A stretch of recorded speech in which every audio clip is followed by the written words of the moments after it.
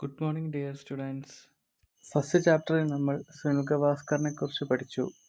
രണ്ടാമത്തെ ചാപ്റ്ററിൽ നമ്മൾ നഷ്ടപ്പെട്ടുകൊണ്ടിരിക്കുന്ന ഒഴിവു സമയങ്ങളെക്കുറിച്ച് പഠിച്ചു. മൂന്നാമത്തെ ചാപ്റ്ററിൽ നമ്മൾ പഠിച്ചത് തിമാക്ക എന്ന സ്ത്രീയുടെ ജീവിതത്തെക്കുറിച്ചാണ്. ഇനി നമ്മൾ പഠിക്കുവാൻ പോകുന്നത് നാലാമത്തെ ചാപ്റ്ററാണ്. ചാപ്റ്ററിൻ്റെ പേര് ഫാദർ, ഡിയർ ഫാദർ. പാഠഭാഗത്തിലെ പ്രധാനപ്പെട്ട ക്യാരക്ടർ രാഹുലാണ്. രാഹുൽ തൻ്റെ അച്ഛന് ഒരു ഇമാജിനറി ലെറ്റർ അയച്ചിരിക്കുകയാണ്. ആ ലെറ്റർ ഹിന്ദു ന്യൂസ് പേപ്പറിൽ ഒരു ആർട്ടിക്കിളായി വന്നിരിക്കുന്നു. ആ ലെറ്റർ ഒരു ഇമാജിനറി ലെറ്ററാണ്, അതായത് സാങ്കല്പിക കത്താണ്. ആ കത്തിൽ വിദ്യാഭ്യാസ മേഖലയിലെ മെറിറ്റ്സിനെ കുറിച്ചും അതുപോലെ തന്നെ ഡീമെറിറ്റ്സിനെ കുറിച്ചും പറയുന്നു. രാഹുൽ തൻ്റെ വിദ്യാഭ്യാസ കാലഘട്ടത്തിലെ കുറച്ച് കാര്യങ്ങൾ ഈ കത്തിലൂടെ അച്ഛനോട് പങ്കുവയ്ക്കുന്നുണ്ട്. This is an imaginary letter written by a student named Rahul. ഇതൊരു സാങ്കല്പിക കത്താണ്. എഴുതിയിരിക്കുന്നത് രാഹുലാണ്. രാഹുൽ തൻ്റെ അച്ഛന് അയച്ച കത്താണ്. It was published in the Hindu newspaper as an article. ഇത് ഹിന്ദു ന്യൂസ് പേപ്പറിൽ ഒരു ആർട്ടിക്കിളായിട്ടാണ് പബ്ലിഷ് ചെയ്തിരുന്നത്, അതായത് ഒരു ലേഖനമായിട്ടാണ് പബ്ലിഷ് ചെയ്തിരുന്നത്. It hurts Rahul that he came second in class and he informed about to his father who told him to think before answering. കത്തിൽ രാഹുൽ അച്ഛനോട് പറയുകയാണ്, പരീക്ഷ കഴിഞ്ഞപ്പോൾ, എക്സാം കഴിഞ്ഞപ്പോൾ എപ്പോഴും അവൻ ഫസ്റ്റ് റാങ്ക് ആയിരുന്നു വാങ്ങിയിരുന്നത്. പക്ഷേ ഈ ഒരു എക്സാമിന് ശേഷം അവൻ ക്ലാസ്സിൽ സെക്കൻഡ് റാങ്കിലേക്ക് മാറിപ്പോയി. അത് അവന് വളരെയധികം വിഷമത്തിലാക്കി എന്ന് അച്ഛനോട് പറയുകയാണ് ചെയ്യുന്നത്. അവൻ്റെ ജീവിതത്തിൽ ഏറ്റവും കൂടുതൽ അവൻ റോൾ മോഡലായി കണ്ടിരുന്നത് അവൻ്റെ അച്ഛനെയായിരുന്നു. അച്ഛൻ്റെ ഉപദേശങ്ങളും മാർഗനിർദ്ദേശങ്ങളുമായിരുന്നു അവൻ എപ്പോഴും കേട്ടിരുന്നത്. അവൻ്റെ അച്ഛൻ എപ്പോഴും പറയുമായിരുന്നു അവനോട്, നീ ഏതൊരു ഉത്തരം പറയുന്നതിന് മുമ്പ് നീ അത് നല്ലപോലെ ആലോചിച്ചിട്ട് വേണം അതിൻ്റെ ഉത്തരം പറയുവാനെന്ന് രാഹുലിനോട് അച്ഛൻ എപ്പോഴും പറയുമായിരുന്നു. The letter reflects on many aspects like the difference in attitude of his grandfather and father. His grandfather had a carefree and beautiful childhood days, were spent plucking mangoes and guavas from their orchards, having picnics on the banks of the river.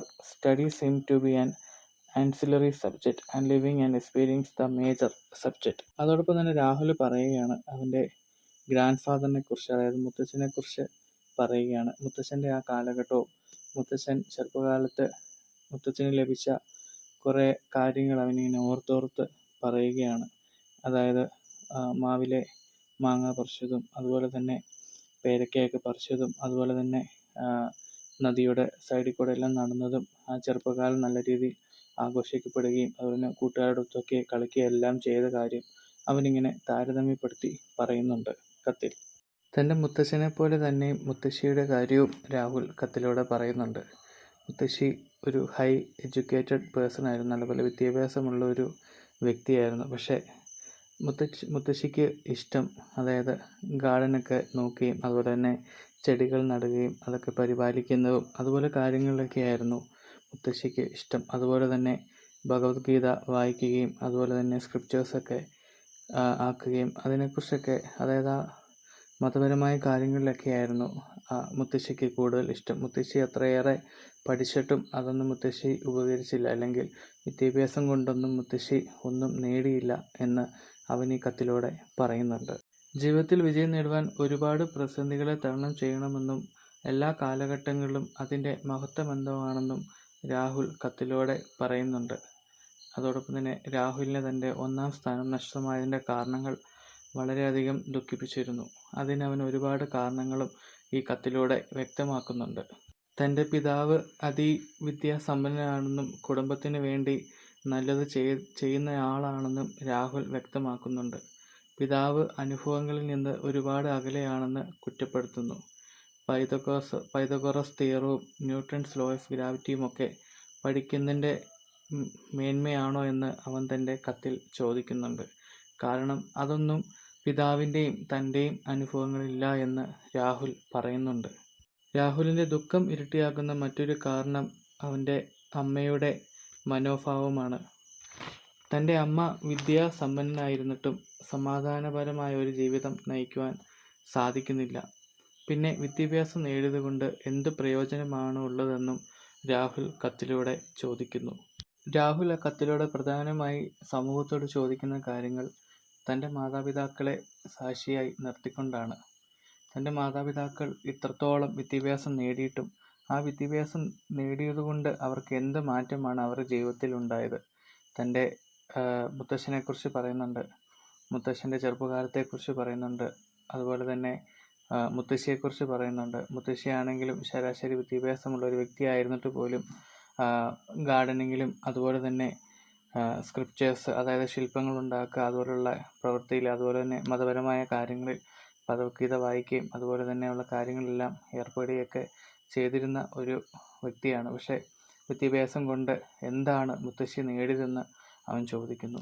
അതോടൊപ്പം തന്നെ അമ്മയുടെ കാര്യം, അമ്മ സമാധാനപരമായ ഒരു ജീവിതം നയിച്ചിട്ടില്ല എന്ന് രാഹുൽ കത്തിലൂടെ പറയുന്നുണ്ട്. പിന്നെ എന്താണ് വിദ്യാഭ്യാസം നേടിയതുകൊണ്ട് എന്ത് പ്രയോജനമാണ് ഉള്ളതെന്നും രാഹുൽ ഈ കത്തിലൂടെ സമൂഹത്തോട് ചോദിക്കുകയാണ്.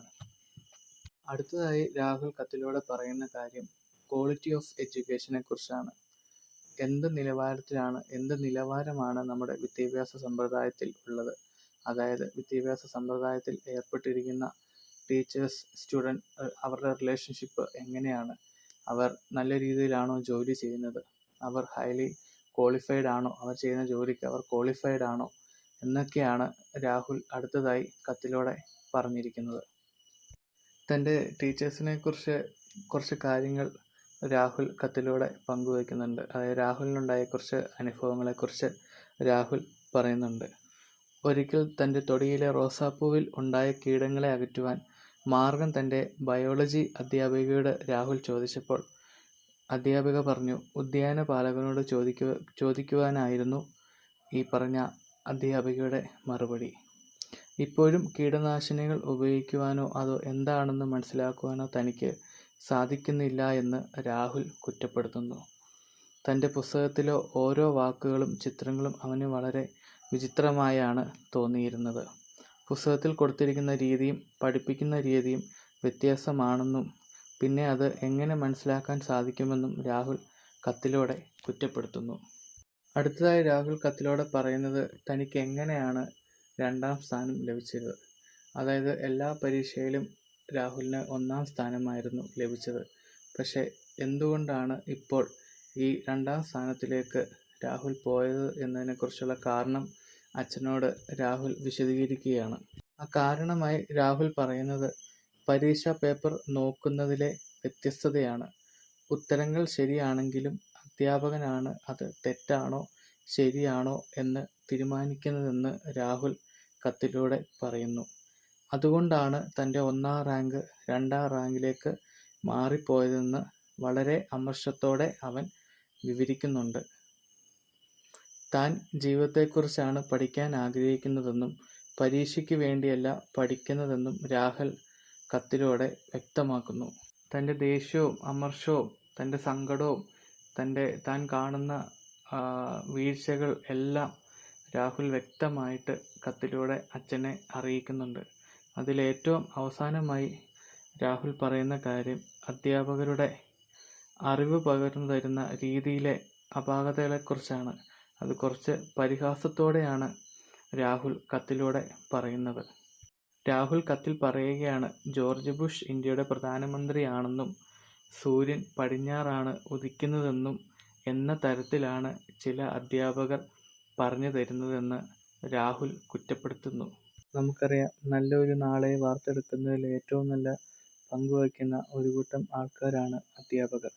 അവരുടെ ജോലി ഏറ്റവും നല്ല രീതിയിൽ അവർ ചെയ്താൽ മാത്രമേ നാളെ നല്ലൊരു സമൂഹം നമുക്ക് ഉണ്ടാക്കിയെടുക്കുവാൻ സാധിക്കുകയുള്ളൂ. രാഹുൽ തൻ്റെ കത്തിലൂടെ തൻ്റെ വേദനകളും തൻ്റെ സങ്കടങ്ങളും എന്തൊക്കെ മാറ്റങ്ങളാണ് വിദ്യാഭ്യാസ മേഖലയിൽ വേണ്ടതെന്നും രാഹുൽ വ്യക്തമായി ഈ കത്തിലൂടെ അച്ഛനോട് പറയുന്നു. ഈ കത്ത് സമൂഹത്തോടുള്ള രാഹുലിൻ്റെ അപേക്ഷയാണ്, അല്ലെങ്കിൽ ഒരു ചോദ്യചിഹ്നമാണ്. ക്വാളിറ്റി ഓഫ് എഡ്യൂക്കേഷൻ നിലവാരത്തിലുള്ള വിദ്യാഭ്യാസം എല്ലാവർക്കും കിട്ടണം. അതിന് നല്ല നിലവാരമുള്ള അധ്യാപകരും അതുപോലെ തന്നെ സ്കൂളുകളും നിലവാരമുള്ള പഠന ഉപകരണങ്ങളും എല്ലാം ഇന്നത്തെ കുട്ടികൾക്ക് ആവശ്യമാണ്. ടീച്ചിങ് ഒരു ഉപജീവന മാർഗമായി മാത്രം കാണാതെ അതിൻ്റെ ഉള്ളിലെ ക്വാളിറ്റിയും അതുപോലെ തന്നെ അതിൻ്റെ ഉള്ളിലെ മാനേഴ്സും ഹോണസ്റ്റിയും എല്ലാം ഒരു ടീച്ചറിൽ ഉണ്ടായിരിക്കണമെന്ന് നമ്മൾ രാഹുലിൻ്റെ കത്ത് വായിക്കുമ്പോൾ നമുക്ക് മനസ്സിലാക്കുവാൻ സാധിക്കും. ഒരുപക്ഷെ ഒരു ടീച്ചർ വിചാരിച്ചാൽ മതി ഒരു കുട്ടിയുടെ ജീവിതം ഇല്ലാണ്ടാവാൻ. അതുപോലെ ഒരു കുട്ടികളുടെ ലൈഫിൽ ഇമ്പോർട്ടൻ്റ് ആയിട്ടുള്ള ഒരു വ്യക്തികളാണ് ടീച്ചേഴ്സ്. തൻ്റെ മാർക്ക് കുറഞ്ഞു പോകുവാനും തൻ്റെ റാങ്ക് നഷ്ടമാക്കുവാൻ കാരണമായ വ്യവസ്ഥിതികളെയും തൻ്റെ ചുറ്റുപാടിൻ്റെ വിധികളെയുമാണ് രാഹുൽ എന്ന വിദ്യാർത്ഥി കത്തിലൂടെ വ്യക്തമാക്കുന്നത്. രാഹുൽ തൻ്റെ പിതാവിനയച്ച കത്തിലൂടെ കുറേയേറെ കാര്യങ്ങൾ നമുക്ക് മനസ്സിലാക്കുവാൻ സാധിച്ചു. ഇന്നത്തെ വിദ്യാഭ്യാസ മേഖലയിൽ നേരിടുന്ന പ്രശ്നങ്ങൾ, അതുപോലെ തന്നെ വിദ്യാർത്ഥികൾ ടീച്ചേഴ്സിൽ നിന്ന് നേരിടുന്ന പ്രശ്നങ്ങൾ, ഇതെല്ലാം നമുക്ക് രാഹുലിൻ്റെ കത്തിലൂടെ മനസ്സിലാക്കുവാൻ സാധിച്ചു. അത് തന്നെയാണ് രാഹുൽ കത്തിലൂടെ സമൂഹത്തോട് പറയുവാൻ ആഗ്രഹിച്ചതും. മാറ്റങ്ങൾ ഉണ്ടാവണമെന്നാണ് രാഹുൽ ആഗ്രഹിക്കുന്നത്. പാഠഭാഗം എല്ലാവർക്കും മനസ്സിലായി എന്ന് വിചാരിക്കുന്നു. എന്തെങ്കിലും സംശയങ്ങളുണ്ടെങ്കിൽ ചോദിക്കാം. അതുപോലെ തന്നെ പാഠഭാഗത്തിൻ്റെ നോട്ട്സ് PDF ആയിട്ട് അപ്ലോഡ് ചെയ്യുന്നതാണ്. എല്ലാവരും എഴുതണം. എഴുതി കഴിഞ്ഞിട്ട് എനിക്ക് പേഴ്സണലായിട്ട് ഇതുവരെയുള്ള 4-ാം പാഠം വരെയുള്ള നോട്ട്സ് കംപ്ലീറ്റ് ആയതിൻ്റെ ഫോട്ടോസ് കൂടി ഷെയർ ചെയ്യണം. അപ്പോൾ എല്ലാവർക്കും താങ്ക് യു.